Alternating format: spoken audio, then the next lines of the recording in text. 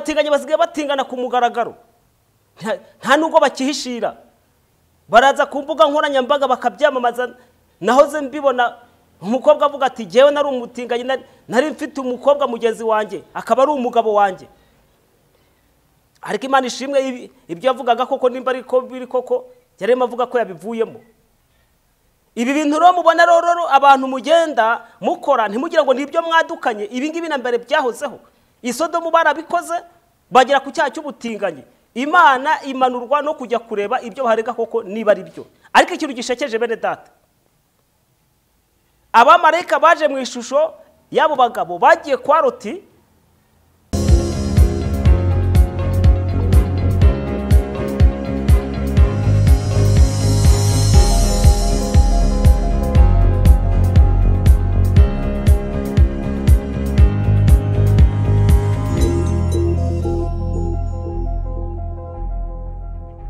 urakoze data mu izina rya Yesu, urakoze utugire neza kugira ngo uyu mwanya nk'uyu nguyu tubashe kongera kuvuga ubutumwa bwiza mu mbaraga z'umwuka. Tugushimiye yuko wongeye kuduha uyu munsi kugira ngo turambiremo data mu izina rya Yesu, ariko teka turambire mu bwiza bwawe, turambire mu ijambo ryawe, kuko ari byo bizadufasha kugira ngo mu izina rya Yesu ubwo uzerekanwa natwe tuzere ko duse nawe mu izina rya Yesu, amen. Ijambo ry'Imana nk'uko ryanditswe mu Itangiriro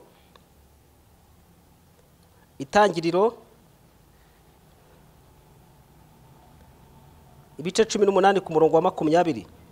Uwiteka aravuga ati, ubwo gutaka kw'abarega Isodomu n'i Gomora ari kwishi, ibyaha byaho bigakabya cyane, ndamanuka ndebe ko bakora ibihwanye rwose no gutaka kw'abaharega kwangezeho, kandi niba atari ko bimeze ndabimenya. Bene data, uyu munsi ijambo ry'Imana dusomye hano mu Itangiriro ibice 18 riragaragaza uburyo Imana yari igiye kurimbura Sodomu. Icyigisho cy'uyu munsi cyangwa se isomo ry'uyu munsi tugiye kwiga, umutwe waryo uravuga ngo kurimbuka kwa Sodomu kwashushanyaga kurimbuka ku isi ya none. Iyo turimo dusoma bino bintu ngo byize nkuru by'Isodomu, ariko twibuke ko natwe turi mu isi, kandi isi yagushije ishyano, kandi iyi si turimo igomba kurimbuka. Bibiliya iravuga ngo nta gishya kiri munsi y'ijuru, ibyabaye nibyo bizongera bikaba. Abisirayeli batubereye akabarore. Ibyo rero dusoma ni nabyo kandi bigiye kujya byongera bikatugarukira. Ahantu hari mu itandukaniro nuko cya gihe byabaye mu gace runaka, ariko uyu munsi isi yose ikaba ifite ibibazo, ikaba yaramaze gucirwaho iteka mu maso y'Imana. Iri jambo ryo gucirwaho iteka iyo turivuze abantu bamwe ntago baryumva, baravuga ngo isi iraryoshye, ngo isi imeze neza. Hari abakubwira batereka turya amafaranga, turya abana, isi iraryoshye, isi imeze neza. Ariko mwene data, aho uri hose ku isi hose, aho uri hose, birashoboka ko uyu munsi wowe waba udamaraye, waba umeze neza, birashoboka ko uyu munsi waba uri ahantu hari intambara, ibyo ndi kuvuga uri mu byumva neza. Ariko uko biri kose ndagira ngo nkubwire yuko iyi si yaciriweho iteka mu maso y'Imana.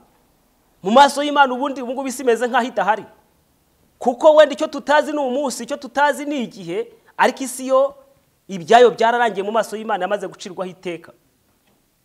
Kuko Imana nimba yaravuze ngo nzarimbura isi n'ibirimo byose, ntacyo wakora kugira ngo bihagarare, isi izarimbuka. Icyo tutazi ni umunsi, icyo tutazi ni igihe, ariko isi yo izarimbuka. Rero no kuvuga ngo ahangaha ku Itangiriro ibice 18 ku murongo wa 20 haravuga ngo Uwiteka aravuga ati, ubwo gutaka kw'abarega Sodomu n'i Gomora ari kwishi, ibyaha byaho bigakabya cyane. Isodomu turabona neza yuko bakoze ibyaha, barongera barabyiyongeza pe, bakora ibyaha kabisa, barabikora baravuga bati ibyaha rwose twebwe turabikoze pe. Noneho kugira ngo hano twinjire muri Sodomu, ubundi Aburahamu na Loti ni abavandimwe. Higeze ko intonganya hagati y'abashumba babo, noneho baravugana bati reka twere gupfa ubusa. Aburahamu abwira umubare we ati wowe nuhitamo ibumoso ndaca iburyo, cyangwa se nuhitamo iburyo ndaca ibumoso, ariko hagati yanjye nawe here kubaho intonganya. Loti ngo yitegereza ikibaya cy'Isodomu ngabona ko kinetse kimeze neza, kuko aba bantu bene data twiwe ngo twibukiranye ko bawo ngo bari abatunzi, bari batunze, bari bafite imikumbi yari ikeneye ubwatsi, ikeneye amazi. Loti ngabonye icyo kibaya cy'Isodomu abona ko kimeze neza, abona ko kinetse, arangije abari cyahitamo. Aho niho dutangira kubonenera Sodomu. Ahajyamo, ahahisemo, abonye yuko hazatunga inka ziwe, hagatunga ihene ziwe, hagatunga amashyo yiwe nk'uko yanganaga, ndetse abona ko atazabura amazi, ibintu byose bizaba bimeze neza. Arangije ahitamo icyo kibaya. Agezeyo ibintu ntago byamubereye byiza, kubera ko Imana yaje gusanga Aburahamu, imusanga hamwe we yari yahisemo, itangira kumuha amasezerano, imuha amasezerano yo kuzabyara umwana w'umuhungu, mbese Imana imuha umugisha. Ariko Loti nubwo yari yahisemo hahandi kandi abona ari heza, ariko yaje kuhahura n'ibibazo. Tukira ahangaha tutarajya kure, bene data namwe aho muri mu mpande enye z'isi zitandukanye, birashoboka ko hari ibintu wahisemo ukabona ko ari byiza rwose, ukabona ko biryoshye, ukabona ko bikuryoheye, ukavuga ati rwose ahaho jyewe meze neza. Hari abo tujya tuganira bakambwira ati rwose ufite amafaranga nturya abantu, ubwo ngubwo ntabwo bwaba ari ubuzima. Imvugo zajeho ubu ngubu nuko nyine nanjye nzumva nyine nta kundi, ariko icyo nzi cyo nuko nyine uko biri kose ntabwo ari byiza, murabyumva. Abantu bafite ibintu byinshi cyane bahisemo, nawe wenda uri nawe ufite ibyo wahisemo, ariko izi ni isaha zo gutangira kureba ibi bintu wahisemo niba aha hantu hatagiye kurimbuka. Inama rero numara gusanga ko hagiye kurimbuka, ndakugira inama yuko uhungira muri Kristo Yesu, kuko isi yo igiye kurimbuka. Ariko niba utarahungira muri Yesu, ko utarinjinjira muri Yesu, umenye ko nawe uzarimbukana n'isi, kuko ntacyo wakora nyine. Kuko umuntu w'inyama n'amaraso ntabwo yajya mu bwami bw'Imana. Niko Yesu yavuze. Umuntu utavutse ubwa kabiri ntabwo ashobora kwinjira mu bwami bw'Imana. Iyo uvutse ubwa kabiri uba uri icyaremwe gishya muri Kristo Yesu. Ntabwo uba ukiri umuntu w'inyama n'amaraso, ahubwo uba uri ikiremwa cy'umwuka muri Kristo Yesu, usigaye ugendera mu ijambo ry'Imana. Ijambo ry'Imana ryo ngabo yawe gukingira, ari byo byiringiro byawe, arizo mbaraga zawe, ariyo munezero wawe, ari ryo mibereho yawe. Noneho rero igihe cyaje kugera, aba bantu b'i Sodomu bakora ibyaha, bigera ubwo baje kuba batinganye. Wenda uyu munsi numvise arandi mazina abantu bari kugenda babishakira bakabisigiriza kugira ngo bitumvikana, ariko aba bantu baje gukora ibyaha bigera ubwo gusambana basigara bumva ntacyo bivuze. Umugabo atangira gusambana n'umugabo mugenzi we, umugore agasambana n'umugore mugenzi we. Gutaka rero ko abarega Sodomu kuba kwishi kugera ku Mana.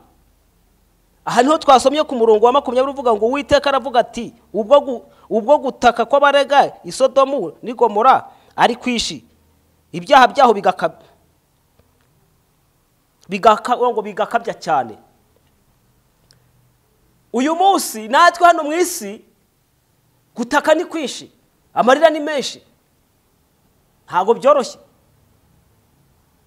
Hari ibyo turaba bikadushobera, hari ibyo turaba bikatuyobera. Nahoze mbivuga mu byigisho byatambutse mbere, mvuga ukuntu abantu batagitinya kujya mu nzu y'Imana bambaye ubusa, mvuga ukuntu abantu batagitinya ibyaha rwose, basigaye bakora ibyaha ku mugaragaro. Uyu munsi nawe ahuri nawe hari ibyo urimo ubona nawe bikorwa rwose biteye ubwoba. Gutaka ko abarega Isodomu ngo kwari kwabaye kwishi.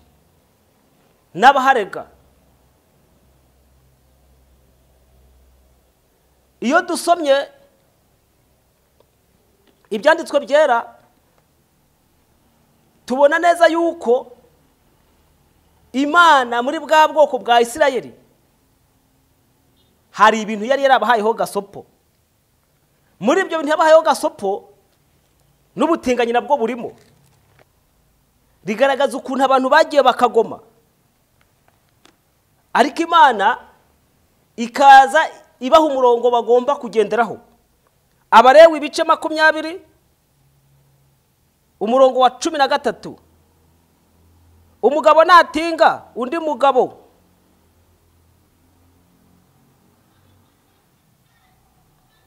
umugabo natinga undi, bombi bazaba bakoze ikizira.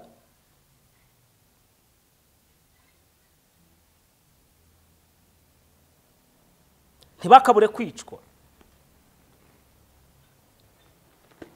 Bene data, ibi bintu birakomeye. Ubu abatinganye basigaye batingana ku mugaragaro, nta nubwo bakihishira. Baraza ku mbuga nkoranyambaga bakabyamamaza. Nahoze mbibona umukobwa avuga ati jewe nari umutinganye, nari mfite umukobwa mugenzi wanjye akaba ari umugabo wanjye. Ariko Imana ishimwe ibyo yavugaga koko nimba ariko biri koko yarema avuga ko yabivuyemo. Ibi bintu rero mubona rero abantu mugenda mukora ntimugira ngo nibyo mwadukanye. Ibi ngibi na mbere byahozeho. Isodomu barabikoze bagera ku cyaha cy'ubutinganye. Imana imanurwa no kujya kureba ibyo baharega koko niba ari byo. Ariko ikintu gishekeje bene data, abamarayika baje mu ishusho y'abo bagabo bagiye kwa Loti ngo abantu batumanaho b'uwo mudugudu ari abato n'abakuru, baraza babwira Loti bati duhe abo bantu binjiye iwawe turyamane nabo. Loti arababwira ati mfite abakobwa babiri batigeze baryamana n'abagabo, ndabasora mu bakorera ibyo mushaka, ariko abo bantu bageze munsi y'ipfundo ry'inzu yanjye mubareke. Baravuga bati noneho rero ati iki kigabo cyaje gisukiye none kigiye no kwigira umucamanza, turagukorera ibibi biruta ibyo tugiye kubagirira. Abo bamarayika batera abo bantu bari baje babatera ubuhumyi kuko bari bamaze gusukuma Loti bagira ngo bacurugi binjire babafate ku ngufu nyine. Ariko ngo babatera ubuhumyi, bamaze kubatera ubuhumyi basingiriza Loti amaboko yabo baramukurura. Ikibabaje rero hepfo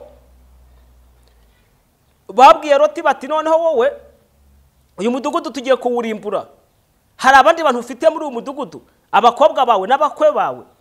Ikibabaje nuko Loti yagiye kubaburira, ariko bo barangije bariyangira ngo babigira ibikino. Abakobwa yagiye kubabwira n'abakwe n'abaki bose ngo babigira ibikino. Uyu munsi mwene data ufite amahirwe yo kumva ijambo ry'Imana. Ibyaguciye mu matwi ni byinshi, abo wabonye ni benshi, ariko murimo murabigira ibikino. Nyamara mwitegereze ibyo abantu b'Isodomu bakoraga. Uyu munsi ibyo twebwe dukora muri nosi yacu biraruta ibyo ab'Isodomu bo bakoraga. Ab'Isodomu baratinganaga abagabo ku bagore, abagabo ku bagabo, abagore ku bagore, ariko twebweho tugeze nubwo noneho gutingana bitagihagije. Ubu ngubu bigezeho ngo nikorana buhanga, noneho abantu basigaye bakoresha amarobo. Aho kugira ngo ushake umugore ugashaka irobo y'umugore, aho kugira ngo ushake umugabo ugashaka irobo y'umugabo. Ibyo ngibyo birahari, niba mutarabibona Imana ishimwe, ariko birahari. Hari aho byageze, birahari. Abandi bafite ubundi buryo bwinshi cyane ntabasha kurondora. Twajyaga tubyumva mu minsi yashize ngo abashatse za karoti, ngo abashatse ibiti biki byose.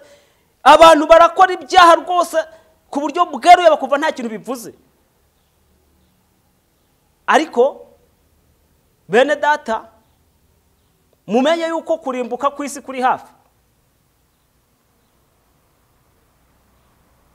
Ibyo ngibyo iyo mubikora abana b'Imana barataka bakabwira Imana bati ibi bintu noneho birakomeye, kandi Imana ntabwo izaceceka, ntabwo ibintu bizaguma gutya. Mubimenye abatingana mutingana ariko mumenye ngo nta gihe mufite, ntago bizaguma gutya. Abiba mwibe, abagira gute mubikore, ariko mumenye ngo nta mwanya mufite mu rurembo rwo mu ijuru.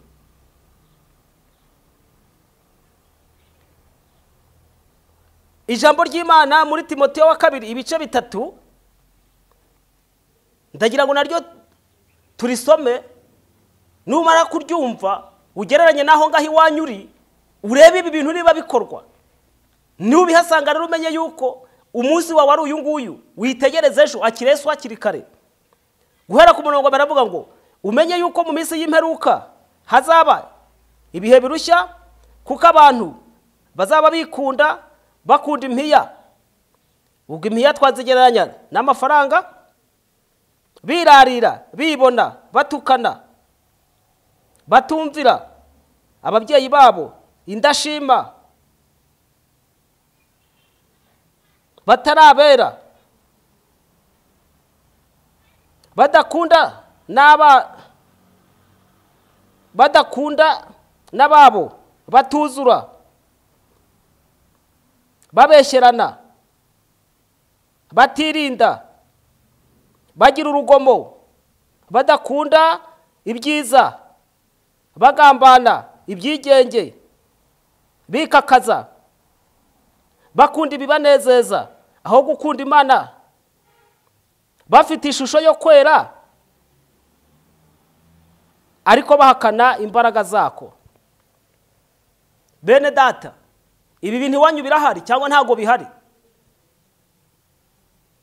Iwanyu mu miryango murakundana? Umuntu araza kwa serivisi ukayimuha nta mafaranga umwatse? Ibyanditswe byavuze ngo abantu bazaba bakunda impiya.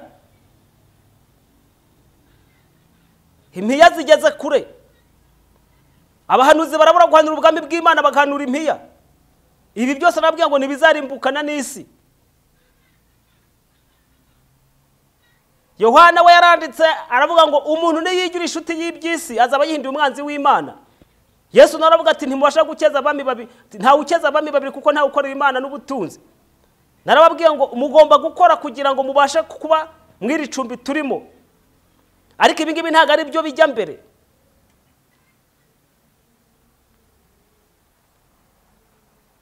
Mu mategeko haranditswemo ngo ukundishe Uwiteka Imana yawe umutima wawe wose n'imbaraga zawe zose. Reka nkubwire mwene data, uyu munsi ntago waba ukunda Imana, ntago waba ukundisha Imana umutima wawe wose n'imbaraga zawe zose n'ubwenge bwawe bwose, ngo numara ibi bintu dusomye aha ngaha Timoteyo wa 2 ibice 3 were ku murongo wa mbere ngo bikugaragareho. Ariko ibi bintu nimba ubifite, nimba bigaragara mu mutima wawe, ni ikimenyetso kigaragaza yuko uzacirwaho iteka. Amahirwe ufite uyu munsi nuko wumvise ijambo ry'Imana, kuko ijambo ry'Imana rivuga ngo ni wumva ijwi ryayo ntiwinangire umutima nkuko bayinangiye mu butayu. Ahawe naha ngaha. Birashoboka kuri mutwumva uri umutinganyi. Birashoboka yuko uri mutwumva uri umukunzi w'impiya. Birashoboka kuri mutwumva uri umugambanyi. Birashoboka kuri mutwumva uri umwicanyi. Birashoboka kuri mutwumva ibi bintu byose twasomye aha ngaha nawe ukabyibonamo. Aha nahawe ho guca bugufi ngo wakire Yesu. Nahawe ho kwakira Kristo. Ejo ntabwo arahawe. Uyu munsi waba uri ariko ejo ukaba utariho. Ni amahirwe ugize, ni ubuntu ugiriwe, ni imbaraga z'Imana, n'ijwi ry'Imana riguhamagara. Ntutegereze undi munsi, ahawe naha ngaha ho kwakira Kristo kugira ngo agukuremo ibyo byose. Yesu yikoreye imitwaro yacu yose. Aravuga ngo yemwe abarushye n'abaremerewe, muze musange ndabaruhura, ngo munyigireho kuko ndi umugwaneza. Haleluya. Rero nta gisibya wakwihana utakwihana, kwakira Yesu niwe bifitiye inyungu, kutamwakira ni igihombo cyawe, gukizwa niwe bifitiye akamaro, kudakizwa ni igihombo cyawe. Ariko ikikubereye cyiza uyu munsi ni ukwihana. Ikikubereye cyiza uyu munsi ni ukwakira Yesu Kristo nk'umwami n'umukiza w'ubugingo bwawe. Ni ukufata iyo mitwaro yose ukayiha Yesu, kubera ko ntande watura imitwaro. Abatinganyi nta juru bazajyamo, abicanyi nta juru bazajyamo, abaruzi nta juru bazajyamo, ibyo byose nta kindi kibitera nuko abantu batumvira ijambo ry'Imana. Ijambo ry'Imana riravuga ngo ukunde mugenzi wawe nkuko wikunda. Waba ukunda mugenzi wawe ukamuroga? Waba ukunda mugenzi wawe ukamusambanya? Waba ukunda mugenzi wawe akarara ubusa wowe uri mujya kubimemena mu gisimu? Waba ukunda mugenzi wawe ukamugambanira? Ibi byose abantu barabikora kuko badafite ijambo ry'Imana mu mitima yabo. Ibi byose abantu barabikora kuko bihinduye abanzi b'Imana, bihinduye inshuti y'iby'isi. Barashaka iby'isi, barashaka amafaranga. Nyamara amafaranga urayabona ariko ugasanga uracyafite ibibazo. Ibyo hirimbanira bya hano mu isi urabibona, ejo ukabura apfuye ukabisiga. Nyamara igihe uzaba ushizemo umwuka uzatangira kwicuza, uvuge ngiyo mbimenya. Inkuru y'umutunzi na Lazaro ntago twabisoma kuko ni birebire igihe cyatujyanye. Ariko ngo umutunzi yaradamaraye, yarameze neza, yaraguwe neza mu isi. Ariko hakaba hari umukene nawe waruraho hafi yiwe Lazaro. Ngo horaga yifuza guhazwa n'utuvunguka twibiva ku meza ye. Igihe kiza kugera ndabicamo nirukanka kuko igihe cyagiye. Igihe kiza kugera bose barapfa. Lazaro ajyanwa mu gituza cya sekuruza Aburahamu. Nyamutunzi nawe ngo ajya hasi cyane kuzimu. Ariko ngo ageze ngo atangira kubabazwa cyane, arababara cyane. Ngo yubura amaso ngabona Lazaro mu gituza cya Aburahamu. Ahamagara Aburahamu ati sogokuruza, bwira Lazaro akoze imitwe y'intoki yiwe mu mazi antonyangirizeho. Ariko aramubwira ati ntabwo bishoboka. Ati mwana wanjye ntabwo bishoboka.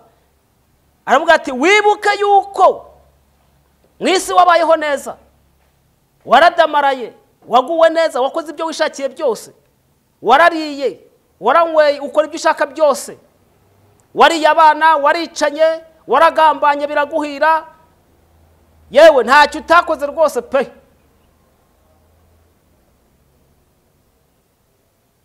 Ariko ngo arayije ikintu yamusabye nyuma aramubwira ngo nibura mbabarira ngende mburira bo mu muryango wanjye hatazagira umuntu uza nkaha ngaha ndi. Aramubwira ati hari Mose n'abahanuzi, niba tabumvira ntago bakumvira umuntu nubwo yazuka. Ibi rero biratwereka ishusho ya nyuma y'ubu buzima, umuntu amaze kuva muri ubu buzima. Tureke n'imperuka muhora mwitwaza ikintu cyo kuvuga ngo twavutse bavuga imperuka ngo none n'ubu ngo ntagiraba, mukavuga ngo imperuka ngo ni umuntu ngo ku giti kiwe. Ariko none maze kubereka ibimenyetso Yesu yatanze biragaragaza ko imperuka iri hafi. Ariko wenda ibyo ngibyo katwe tubiretse. Inyuma y'ubu buzima urupfu sana rwo muraje muvuga ngo twavutse bavuga ngo abantu ngo bazapfa ngo none ngo ntago bapfa, ntago mubibona, nta bantu mwapfushije, nta bantu mwashyinguye. Ibiro biratwereka ishusho ya nyuma y'umuntu umaze kuva mu mwuka uko bigenda. Nyamutunzi byamugendekeye bite, Lazaro byagenze bite? Biragaragara yuko iyo umuntu apfuye ibyo bitaba birangiye nkuko twibwira, ibiba birangiye n'iby'umwuka, ibiba birangiye n'iby'umubiri, nta habazongera guhura n'ubuzima bw'umubiri, nta hazongera kubazwa isukari cyangwa umunyu cyangwa ibindi, nta hazongera kubazwa ibyo kurya, nta hazongera kubazwa amafaranga, nta hazongera kubazwa inzu, ariko agiye kubazwa imbere y'Imana ibyo yakoze, ubuzima bwe uko yabubayemo. Imana izakubaza impamvu utumvira ijambo ryayo. Ababwiriza butumwa bahagaze imbere yawe, abato n'abakuru, ababaye nk'abasazi ku mihanda muravuga ngo n'abasazi, ariko abo nabo babwira ubutumwa bwiza. Uramenyura mwene data ejo utamera nka Nyamutunzi. Kuko Yesu yagaragaje inyuma y'ubu buzima uko bigenda, ibiri inyuma y'ubu buzima. Nicyo nkundira Imana. Haleluya. Irebera mu itangira ikageza mu iherezo ry'ikintu. Yesu yagaragaje inyuma y'ubu buzima uko bimeze. Aha rero mwene data, wowe ugize amahirwe yo kumva ijambo ry'Imana, ndakwinginga mu izina rya Yesu ngo ureke kwinangira umutima. Ndakwinginga mu izina rya Yesu ngo urambike ubutinganyi hasi. Ndakwinginga mu izina rya Yesu ngo urambike ubwicanyi hasi. Ndakwinginga mu izina rya Yesu ngo urambike ubugambanyi hasi. Ndakwinginga mu izina rya Yesu ngo ureke kutumvira Imana, uyoboke inzira nziza yo kumva ijambo ry'Imana. Yesu wavuze ngo muzamenye ukuri, ukuri niko kuzaba batura. Atura Yesu mu mutima wawe, uyu munsi urakizwa. atura Yesu mu mutima wawe, uyu munsi uramererwa neza.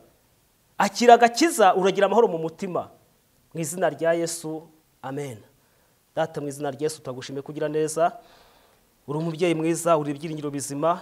Abantu bari hirya mu mpande enye z'isi bamaze kumva ijambo ryawe, ndakwingize Data ngo bagirire neza, batazabaho kwicuza nyuma y'ibihe. Mu izina rya Yesu, umwuka wera abasha gusenya ibyo bihome byose n'ibikuta byose, akagira icyo akora n'icyahindura mu mitima y'abantu.